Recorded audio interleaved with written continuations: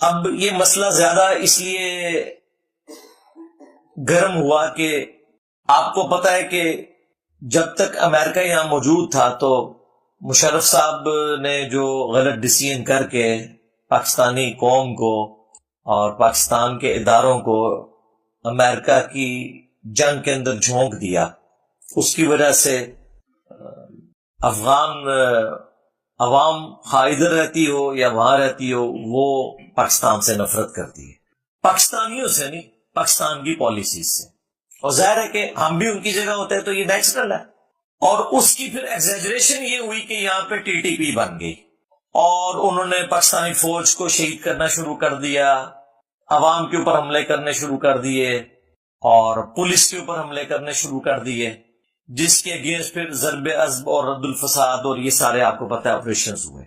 جب افغانستان سے امریکہ چلا گیا 15 اگست 2021 کو آفیشلی اناؤنسمنٹ ہوئی ان کی، تو پاکستان یہ امید کر رہا تھا کہ ٹی ٹی پی جو ہے ان کو ٹی ٹی اے یعنی تحریک طالبان افغانستان کنٹرول کرے گی، ایٹ لیسٹ پاکستان کے اندر اب وہ کارروائیاں چھوڑ دیں۔ اور اس میں ٹی ٹی پی کے بھی کئی دہشت گرد ایسے تھے جو امریکہ کی جیلوں میں تھے۔ افغانستان کو جب آزادی ملی امریکہ سے تو ان جیلوں سے وہ لوگ بھی چھوٹ گئے۔ اب پاکستان کی ڈیمانڈ تھی کہ ان لوگوں کو ہمارے حوالے کریں، انہوں نے ہمارے حوالے نہیں کیا۔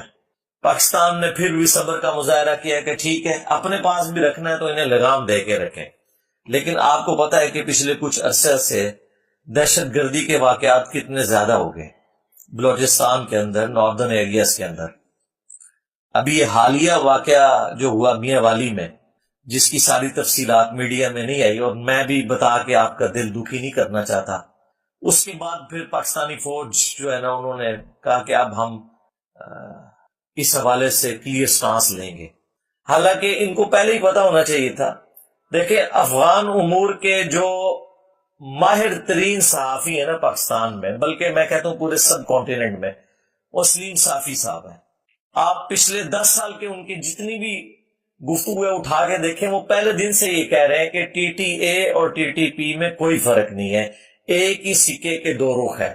کیونکہ ٹی ٹی پی تو بنی اس بنیاد کے اوپر تھی کہ افغانستان کے اندر امریکہ کیوں آیا اور پاکستانی فوج نے ان کا ساتھ کیوں دیا۔ تو یہ کیسے ہو سکتا تھا کہ ٹی ٹی پی اور ٹی ٹی اے ایک دوسرے سے الگ ہوں؟ وہ افغان طالبان کی سپورٹ میں پاکستان سے لڑ رہے تھے، باقی ان کا جو غلو ہے وہ اپنی جگہ، وہ آپ کو پتا ہے سب سے زیادہ میں ہی اس طرح کے نان اسٹیٹ ایکٹرز، خواہ وہ طالبان میں ہوں خواہ وہ باقی جماعتوں میں ہو، مذہبی یا سیاسی جماعتوں میں تو اس طرح کی کسی بھی اسٹرگل کو جائز نہیں سمجھتا۔ میں اس دور میں بھی جائز نہیں سمجھتا تھا جب ہماری اسٹیبلشمنٹ نے ان کو گود میں لے کے جہادی تنظیمیں بنائی ہوئی تھی اور کشمیر میں جہاد ہو رہا تھا، میں تو اسے بھی فراڈ سمجھتا تھا کہ یہ ہمارے گاٹے فٹ ہوگا، اور میری ویڈیوز ریکارڈ ہے۔ یہ نہ سمجھے کہ میں زبانی کلامی باتیں کر رہا ہوں، یوٹیوب تو جھوٹ نہیں نہ بولتی، 2012-13 کی میری ویڈیوز اٹھا کے دیکھ لیں۔ لیکن بہرحال ان کو سمجھ لیٹ آئی، اب جب یہ آئی ہے تو اب انہوں نے کہا ٹھیک ہے پھر اب ہم ان کو اپنے طریقے سے جواب دیں گے، کیونکہ الٹیمیٹلی جو طالبان ہے افغانستان والے انہوں نے کہا جی آپ اپنے معاملات کو خود دیکھیں، چٹا جواب دے دیا۔ ان کا اچھا پھر ہم دیکھیں گے نا تو پھر ہم یہ دیکھیں گے کہ جتنے یہاں پہ غیر قانونی لوگ آباد ہیں آپ کے، ہم ان کو واپس کریں گے۔ ظاہر ہے یہ جینوئن رائٹ تھا پاکستان کا۔ اب اس میں آلموسٹ 2.25 لاکھ کے قریب ایسے افغانی بھی ہیں جن کے شناختی کارڈ جعلی ہیں، ان میں سے کئی پاکستان میں رہ رہے ہیں اور پاکستان کے شناختی کارڈ سے دوسرے ملکوں میں آباد ہیں، ان کے شناختی کارڈ بھی سارے کینسل ہو گئے، اب ظاہر وہ وہاں سے بھی نکالے جائیں گے۔ اسی وجہ سے افغانیوں کے دل میں پاکستانیوں کے لیے یا پاکستان کی گورنمنٹ کے لیے نفرت آئی، لیکن یہ آغاز جو ہے نا وہ ٹی ٹی اے کی طرف سے ہوا ہے، یعنی تحریک طالبان افغانستان، انہوں نے ٹی ٹی پی کے مسئلے میں پاکستان کا ساتھ نہیں دیا، تو اس کے اگینسٹ پھر یہ میاں والی والا جو واقعہ ہے، اس نے تو ایک سمجھ لیں ایک آخری جو ایک کوئی تھوڑا بہت کوئی رشتہ تھا نا ایک دھاگے سے بندھا ہوا، وہ بھی توڑ دیا۔ اب فوج نے بالکل کلیئر کٹ ڈیسیژن کر لیا، اور یہ اس میٹنگ کا 95% ایجنڈا تھا جو تمام مکاتب فکر کے علماء کو آرمی چیف نے بلایا ہوا تھا۔ اب یہ آپ کو علماء کرام باہر تو یہ سارے بڑے بڑے قد کاٹھ والے علماء ہیں، مفتی منیب الرحمان صاحب ہوں، مفتی تقی عثمانی صاحب ہوں، باقی لوگ ہوں، ادھر ان کی باتیں سنیں، اندر کسی کی آواز بھی نہیں چین والی نکلی کہ کوئی ہم اپنی کو بات کسی طریقے سے، انہوں نے کلیئر کٹ بھائی ہماری یہ پالیسی ہے۔ مفتی تقی عثمانی صاحب نے تھوڑی سی گفتگو کی، ان کو بھی شٹ اپ کال دے دی گئی کہ بھائی اس طرح نہیں ہوگا جس طرح آپ کہہ رہے ہیں، پہلے بھی ہم کئی بار ان کے ڈسے جا چکے ہیں، اور اکثر بات تو وہاں پہ نعرے ہی لگاتے رہے، سپاس نامے ہی پڑھتے رہے، اور وہ بدماش قسم کی دہشت گرد تنظیموں کے علماء بھی وہاں موجود تھے جو باہر آپ کو بڑے بڑے بھاشن دیتے ہیں دلیری کے، اور اندر وہ یہ کہہ رہے تھے آپ کو پتہ ہے ہم تو ہے ہی آپ کے بندے ہیں، ہاں آپ بھی ہم آپ کے ہی رہیں گے، وہ اپنا وہ یقین دلاتے رہے۔ اس وقت ضیاء الحق نے اس لیے ووٹ کر لیا تھا کہ اس وقت امریکہ کا ایک مشن تھا رشیا کے خلاف، اور امریکہ نے کہا تھا کہ بھئی ہم آپ کو اتنا پیسہ دیں گے کہ آپ تو اتنا کما ہی نہیں سکتے۔ اس لیے لوگ اکثر کہتے ہیں نا ڈکٹیٹرز کے دور کے اندر ملک بڑا خوشحال تھا، مشرف کے دور کے اندر بھی اور ضیاء الحق کے دور کے اندر بھی، اس لیے کہ آپ لوگ کرائے کے قاتل تھے، ہاں تو خوشحال ہی ہونا تھا۔ اب انہیں کوئی کرائے کے قاتل نہیں چاہیے کہ وہ ہمارے آرمی چیف کو کہیں کہ بھئی آپ سنبھال لیں، تو اس وقت تو یہ آپ بھول جائیں، اب جو بھی ہے پولیٹیکل گورنمنٹ ہی آنی ہے، انشاءاللہ الیکشن بھی ٹائم پہ ہو جائیں گے۔ بال وہاں پہ سپاس نامے یہ لوگ پڑھتے رہے جیسے کوئی مطلب آرمی چیف کو امیر المومنین جس طرح ڈکلیئر کر دیا جاتا نا، اس طریقے سے وہ، لیکن ظاہر ہے کہ سمجھدار لوگ جو ہیں وہ باتیں سن لیتے ہیں، ظاہر ہے اس نے اب یہ تو نہیں کہنا تھا، تعریف تو کسی کو نہیں بری لگتی، تو یہ بھی نہیں کہنا تھا کہ شٹ اپ کال دیتے، ٹھیک ہے سن لی، باقی کرنا وہی ہے جو آپ نے کرنا ہے۔ بال انہوں نے کہا جی آپ کی ذمہ داری یہ ہے کہ اب اپنے محراب اور ممبر سے آپ لوگوں کو یہ ایجوکیٹ کریں کہ ہم افغانیوں کے ساتھ کوئی ظلم نہیں کر رہے، جو لوگ ورک پرمٹ لے کے یہاں آئے ہوئے ہیں وہ کام کرتے رہیں گے، اسی طریقے سے جو لوگ واقعی جن کی یہاں پہ رشتہ داریاں ہیں اور انہیں نیشنلٹی مل چکی ہے ان کی نیشنلٹی کینسل نہیں ہوگی، جو جعلی شناختی کارڈ والے لوگ ہیں اور جو غیر قانونی رہ رہے ہیں ہم ان کو نکالیں گے اور اچھے طریقے سے انہیں رخصت کر دیں گے، اور ہماری اپنی مجبوری ہے۔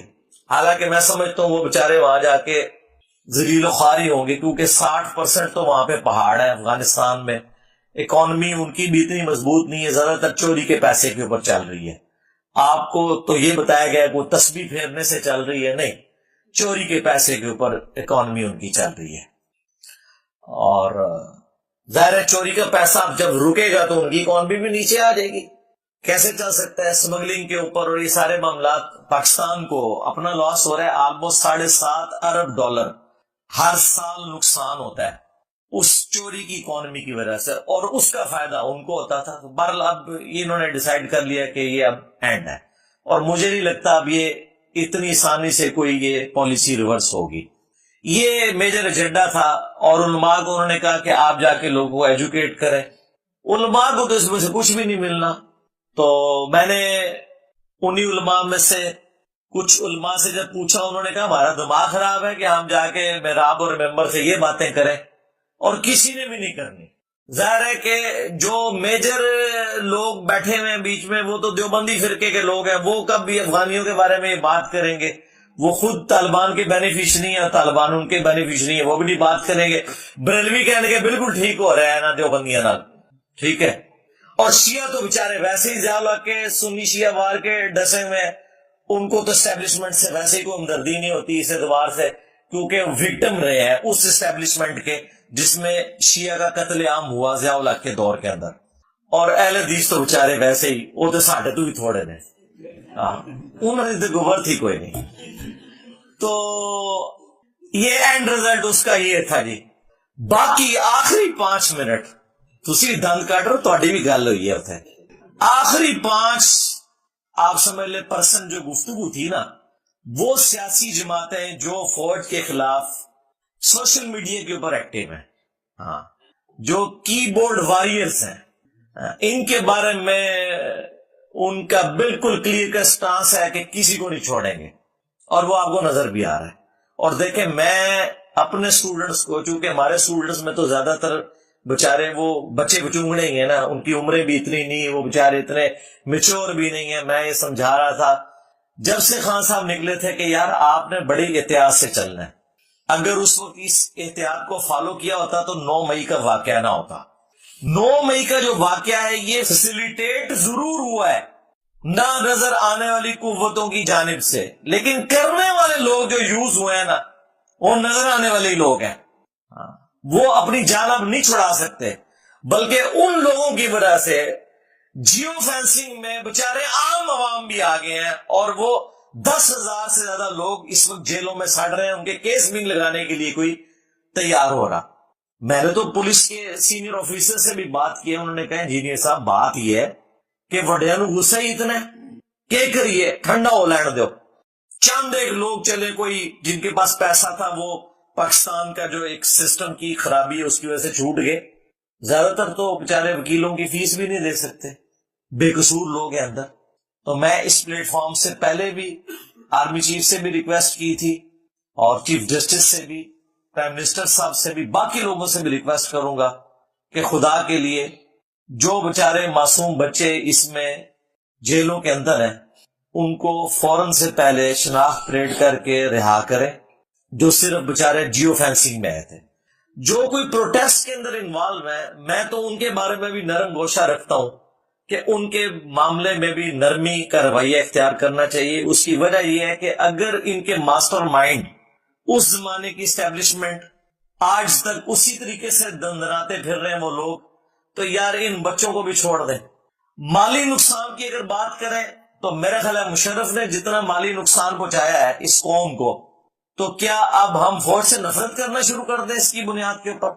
तो अगर वो चंद एक लोगों की वजह से माली नुकसान हुआ है तो दरगुजर करें, ये काम ना करें कि फौज और पाकिस्तान की अवाम आमने सामने आए। इसका अल्टीमेटली नुकसान फौज को होना है और फिर पाकिस्तान को भी। तो इसलिए मैं कहता हूं इनके मामले में नरम रवैया है, ये तो यानी मेरा मौकिफ है। हाँ, जो ये बदमाश किस्म के हार्डलाइनर हैं जिनके बारे में ये भी, वो जो आदिल राजा, वो खबीस भगोड़ा, खामोश मुजाहिदीन, झूठा इंसान जिसने मेरे बारे में भी ट्रेंड चलाया कि इसको ISI वालों ने भर्ती किया, देख लो लगी बदवा उन्होंने मेरी। एक नु बदवा लग रही है। उस 14 साल की कैद हो गई है, वो ना बल वो अब पाकिस्तान नहीं आ सकता। ठीक है, झूठा इंसान, यानी वो झूठी खबरें देता था, क्योंकि मुझे अपने बारे में तो पता है ना कि मेरे साथ तो कोई ऐसा मामला नहीं है, तो मेरे बारे में उसने क्लेम किया। ठीक है, दूसरा हम वो बार बार रिक्वेस्ट कर रहे थे अपने भाई के बारे में, चले वो भाई साहब को भी अब उन्होंने कोर कमांडर कोयटा के ओहदे से फारिग करके यूनिवर्सिटी में पढ़ने लिखने के लिए डाल दिया, वो भी एड्रेस हो गया। लेकिन जो असल 2 बंदे हैं रिटायर होके बाहर बैठे हुए हैं, ठीक है, पाकिस्तानी अवाम का मुंह चिढ़ा रहे हैं, उनके बारे में भी कोई फैसला होना चाहिए। और अगर उनके बारे में फैसला नहीं होता तो बेचारे जो ये सियासी लोग हैं इनको छोड़ दिया जाए। ये इन्होंने कोई बंदूक तो नहीं उठाई हुई है, ज्यादा से ज्यादा कोई किसी ने कोई हरकत की है तो कोई माली नुकसान कर लिया होगा, लेकिन जानी नुकसान तो किसी ने नहीं किया। तो ये नफरतें खत्म होनी चाहिए, सीधी सी बात है। बहरहाल इस वक्त तो एस्टेब्लिशमेंट गुस्से में, और ज़ाहिर है उन्होंने तो अपना 9/11 डिक्लेयर कर दिया हुआ है 9 मई को, और ज़ाहिर वाकया भी बहुत बड़ा था। खान साहब से भी शुरू में तो गलती हुई ना, उन्होंने उड़ता तीर बगल में लेके कहा कि जी मुझे पकड़ेंगे फिर ये तो होगा। भाई ये कहने की क्या जरूरत है, ये आपने अपने मुंह से एक ऐसी बात निकाल दी, बाद में बेशक आप कंडेम कर रहे हैं, लेकिन वो शुरू में जो मसला मिस हैंडल हुआ है वो उन्होंने पकड़ा हुआ है कि जी ये देख लें इसके पीछे यही है। तो उसमें कुछ उनसे भी मिस हैंडलिंग हुई है, लेकिन अल्टीमेटली मेरा ख्याल है पाकिस्तानी फौज को पाकिस्तान की अवाम की फौज होना चाहिए, किसी सियासी जमात की फौज नहीं होना चाहिए। ये असल मसला है। पहले ये फौज PTI की फौज बनी हुई थी, अब दूसरी पार्टियों की फौज बनी हुई है। ये काम नहीं होना चाहिए, सारी पार्टियों के लिए बराबर वाला मामला होना चाहिए। हम तो इस प्लेटफॉर्म से कोई बंदे भर्ती नहीं करेंगे, हम कोई प्रोटेस्ट नहीं करेंगे, कोई रोड ब्लॉक नहीं करेंगे, लेकिन अपनी जुबान के जरिए हक बात जरूर करते रहेंगे, ताकि अपने बड़ों को ये चीज रियलाइज करवाते रहें कि यार तुमने मरना है। کسی کے ساتھ ظلم نہیں ہونا چاہیے. قرآن پاک میں اللہ تعالیٰ نے واضح یہ فرمایا وَلَا يَجْرِمَنَّكُمْ شَنَآنُ قَوْمٍ عَلَىٰ أَلَّا تَعْدِلُوا اعْدِلُوا هُوَ أَقْرَبُ لِلتَّقْوَىٰ. دیکھنا کسی قوم کی دشمنی تمہیں اس بات پہ نہ ابھارے کہ تم انصاف کا راستہ چھوڑ دو. انصاف کرو، یہی تقوی کے قریب ہے، یہی تقوی کی روش ہے. تو انصاف کریں، وہ آپ کا رائٹ ہے. اور اگر آپ انصاف نہیں کر سکتے، طاقتور سے آپ درگزر کا معاملہ کرتے ہیں، تو کمزوروں کے ساتھ زیادہ درگزر کا معاملہ کریں، ورنہ مر کے اللہ کے حضور تو پیش ہونا ہے. صحیح بخاری اور صحیح مسلم دونوں کے اندر حدیث موجود ہے. اللہ کے محبوب صلی اللہ علیہ وآلہ وسلم نے فرمایا تم میں سے ہر شخص نگہبان ہے اور اس سے اس کی رعیت کے بارے میں پوچھا جائے گا.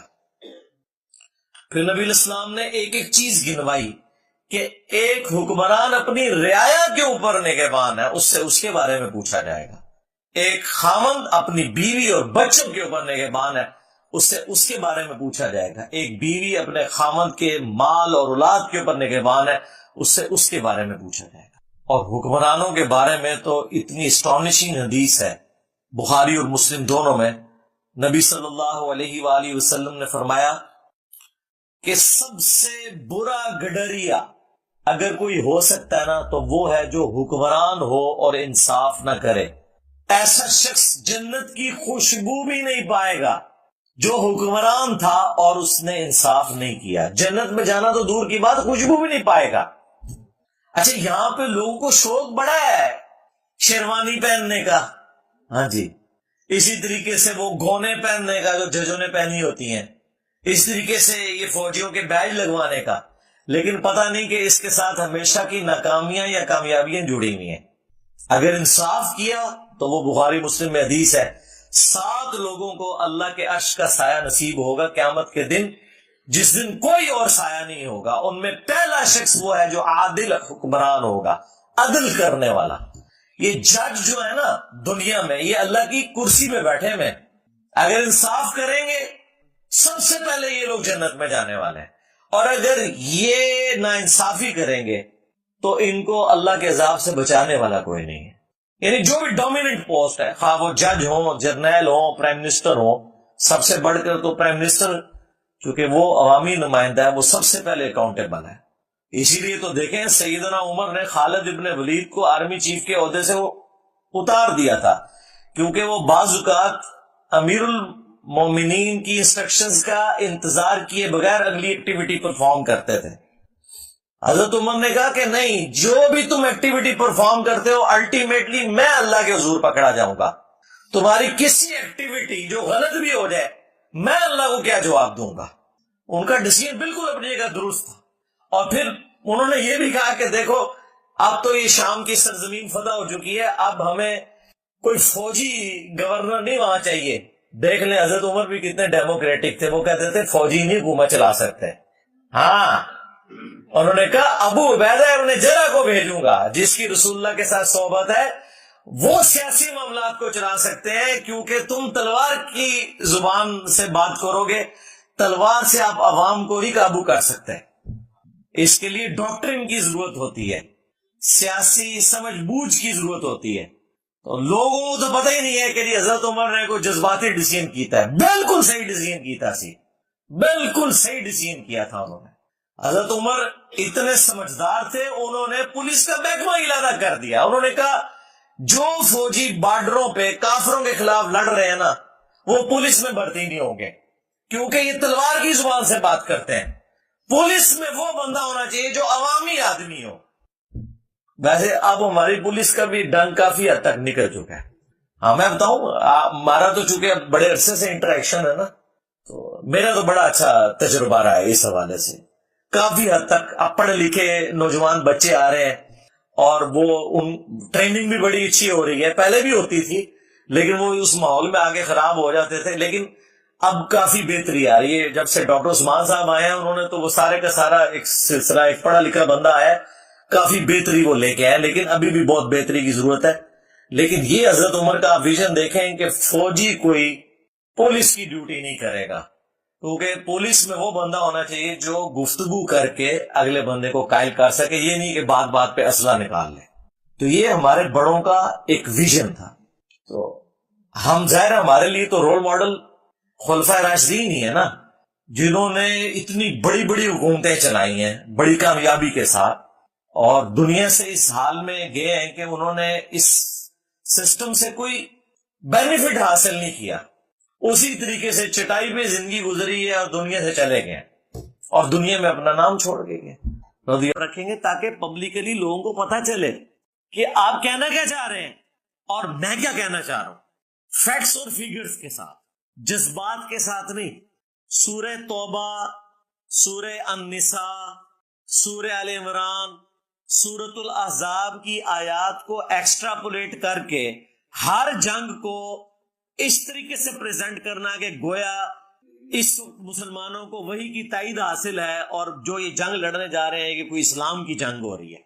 یہ اسلام کی جنگ تھی جو داعش لڑتی رہی، شیعہ کا قتل عام کیا سعودی عرب کے کہنے کے اوپر، اور بعد میں امام کعبہ سے حج کے خطبے میں سعودی حکومت نے کہلوایا کہ داعش والے خارجی ہیں، بنائے خود.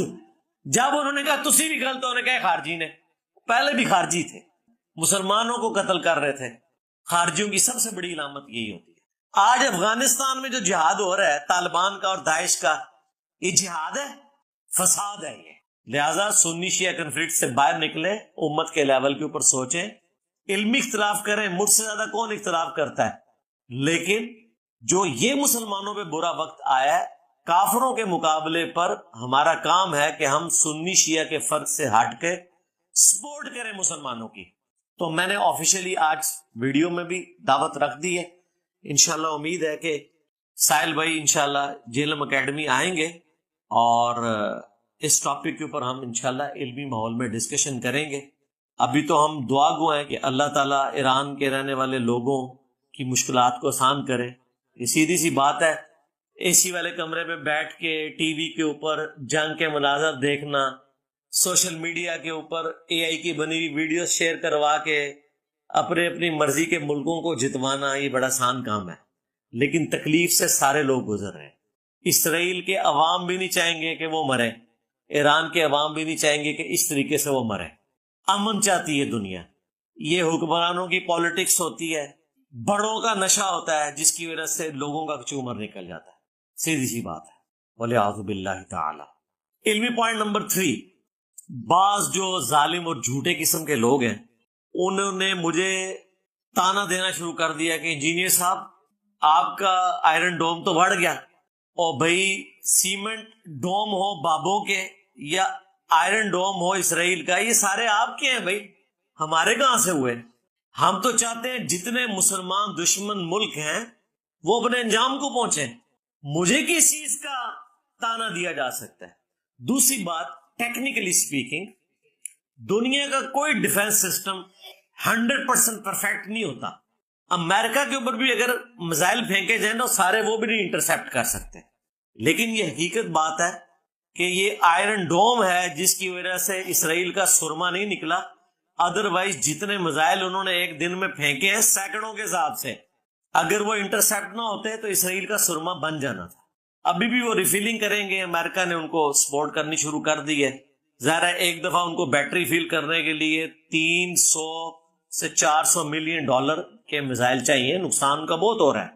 ہم جو رونا روتے ہیں آئرن ڈوم کا، وہ کہتے ہیں کہ مسلمان بھی اس قسم کا کام کریں، نہ کہ یہ کہ ہم ان کی تعریف کر کے ان کے ساتھ مل گئے. یہ تو اسی طریقے سے ہے کہ اگر میں ٹنڈولکر کی بیٹنگ کی تعریف کروں تو اس کا یہ مطلب ہے کہ میں انڈیا کے ساتھ جا کے مل گیا ہوں. میں تو یہ کہوں گا کہ بابر اعظم کو بھی اس سے سیکھنا چاہیے، نہ کہ یہ کہ میں انڈیا کے ساتھ جا کے مل گیا ہوں. ان کی سمجھدانی اتنی سی ہے. اور پھر ٹیکنیکل اگر میں نے ڈسکشن شروع کی نا، تو میری تو یہ فیلڈ ہے بھائی بلسٹک میزائل کی. میں نے 15 سال جاب بھی اسی جگہ پہ کی ہے. پاکستان کا پورا یہ جو میزائل سسٹم کا نظام ہے، پہلا ٹیسٹ جو ہوا تھا نا یہ ٹیلا جوگیاں سے غوری کا، اس ٹیسٹ کے اندر بھی الحمدللہ جو اس میں ورکنگ ہو رہی تھی اس میں میں شامل تھا. یہ مشرف صاحب کے دور کی میں بات کر رہا ہوں، اور اس کے بعد سے بھی. تو مجھے یہ سب کچھ پتا ہے کہ پریکٹیکلی کس لیول تک کوئی چیز جا سکتی ہے، اس کا کیا رزلٹ نکلتا ہے، ان کی ایکوریسی کس لیول کی ہوتی ہے. اب وہ ٹیکنیکل ڈسکشن اگر میں نے کرنی شروع کی، ویسے آ کے ایکسپرٹس کر رہے ہیں، ان کی بات سنیں میں کروں گا تو پھر یہ کہیں گے ہمیں ڈی موٹیویٹ کر رہا ہے. ہمیں پتا ہے کہ کس چیز کی ایکوریسی کس لیول کی ہوتی ہے. کروز میسائل کی ایکوریسی جو ہے وہ پرفیکشن کے ساتھ ہوتی ہے. بلسٹک میزائل ایک خاص رینج کے اندر آپ پھینک سکتے ہیں. یہی وجہ ہے. آپ کیا سمجھتے ہیں کہ ایران نے اسرائیل کے ہاسپٹل کے اوپر وہ میزائل پھینکا تھا؟ نہیں. بیلسٹک میزائل جو ہے وہ 500 میٹر کے سرکل کے اندر جا کے گرتا ہے. اس سے آپ اس طرح پن پوائنٹ ایکوریسی نہیں لے سکتے.